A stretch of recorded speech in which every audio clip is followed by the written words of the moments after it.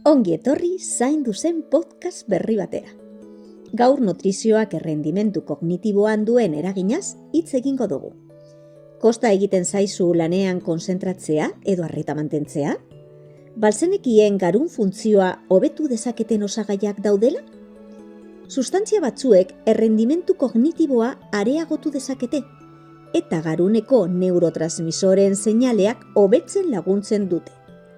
Gero eta gehiago aztertzen da besteak beste, landareen adaptogenoen eta belarren erabilera eta gure garunaren funtzionamendua indartzeko lagungarri izan daitezke. Gogoan hartu ondoren azalduko dizuguna eta praktikan jarri. Sustantziei, espeziei eta landarei eta kafeinaren munduari buruz arituko gara. Errendimendu kognitiboari laguntzen dioten sustantziak.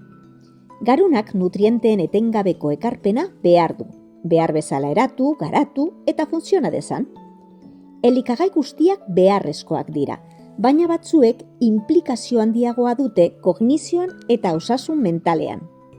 Ikerketa ugarik agerian utzi dute dieta desegokien eta sustantzia jakin batzuen kontsumoak eragiten diela kognizioaren, memoriaren, arrazoiketearen, arretearen, adimen koefizientearen eta narriadura kognitiboaren alderdi askori. Hala nola, dementziari, depresioari, Alzheimerren edo Parkinsonen gaixotasunari. Nutrientez gain, nootropikoak ere existitzen dira.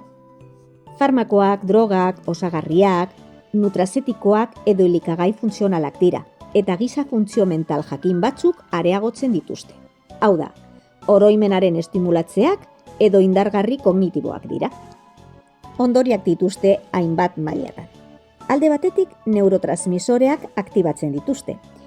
Neuronen eta zelunen arteko seinaleak bultzatzen dituzte mezulari kimikoak. Bestetik, odol fluxioa handitzen dute, eta beraz, nutriente gehiago iristen dira garunera, eta horrek errendimendu handiagoa eragiten du. Eta azkenik, antioxidatzaileak dira, eta garuneko kalte zelularrak geldiarazten dute. Espeziak eta landareak. Horietako batzuen propietateak azalduko dizkizut. Kurkuma. Kurkumak duen kurkuminak memoria hobetzen du eta depresioaren aurkako propietateak ditu. Piperbeltz beltzearekin batera hartzea komendatzen da, haren eragina areagotzeko. Piperbeltz beltza. Piperinak, piperber beltzearen dagoenak, zentzumen estimuluetan parte hartzen duten beta-endorfinen estimulazioa areagotzen du. Ginseng. Ginseng estraktuak memoria hobetzen laguntzen du eta garuneko neurotransmisoreak aktibatzen ditu. Salvia. Belar honek nerbioen degradazioa prebenitzen eta garunaren gaitasuna hobetzen laguntzen du.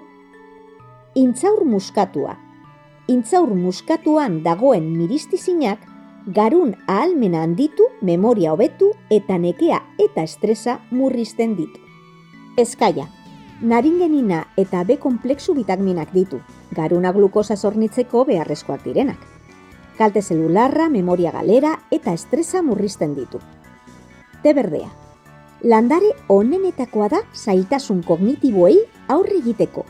Buruko estresa eta oroimen galera progresiboa gutxitzen ditu, eta konzentrazioa eta memoria hobetzen ditu. Erromeroa. Erromeroan dagoen azido karnosikoa neurobabeslea da eta garuna lesio zerebraletik babesten du. Memoria eta funtzio kognitiboa ere hobetzen ditu. Asuna. Errendimendu mentala hobetzen du eta memoria indartzen du narriadura kognitiboa prebenitzeko. Ginkgo biloba. Garuneko kapilarretako zirkulazioa hobetzen du eta konzentrazioa eta memoria gaitasuna hobetzen du. Landare horietako gehienekin kozinatu egin daiteke edo infusio formaton hartu.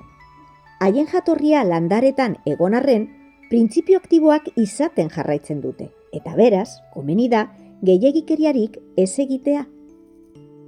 Hitz egin dezagun orain, kafeinaren munduaz. Berez, 60 landare baino gehiagotan dagoen sustantzia da, kafealeak, teorriak, kakaozorroak eta kolaintzaurrak barne. Kafeina sintetikoa ere badago, gizakiak egina, eta zenbat sendagai, elikagai eta edariei gehitzen zaio, edari energetikoetan adibidez. Maila kognitiboan, nerbiosistema zentralean estimulatzaile bat da, eta esnatuago sentiarazten gaitu, eta energia bulkada bat ematen digu. Baina zenbat kafeina har dezakegu? Kafeina pizka bat hartzea ez da kaltegarria burmuineko osasunerako. Beti ere kontuan hartzen bada estimulatzaile bat dela, eta kantitate txikietan hartu behar dela. Egunean 400 miligramo kafeina ez gainditzea komendatzen da. Goazen ikustera zenbat kafeina duten elikagai arrut batzuek. Txokolate beltzak 5 eta 25 miligramo artean ditu. Te berdeak 30 miligramo. Freskagarriek 35 miligramo. Te beltzak 50 miligramo. Espresso kafeak 50 eta 60 miligramo artean. Kafe iragaziak berriz 80 eta 150 miligramo artean. Eta edari energetikoek 160 miligramora arte izan dezakete.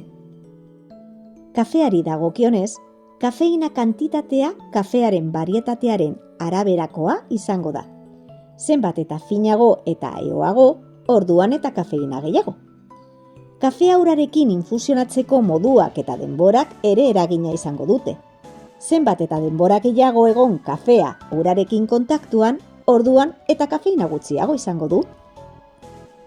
Hori esan ondoren, honako gomendio hauek kontuan hartu behar dira. Estimulatzaile guztiek etengabe erabiltzen direnean, beren eragina gutxitzen dute, eta nolabaiteko adikzioa eragin dezakete. Efektu bera bilatzean, kafeinaren dosi gomendatuak gainditzen amai daiteke. Gainera, estimulatzailekiko hipersentikorrak diren pertsonak daude, eta beraz, horiek kontsumitzen saihestu edo dosi txikiak hartu beharko lukete. Eskerrik asko entzuteagatik eta hurrengora arte.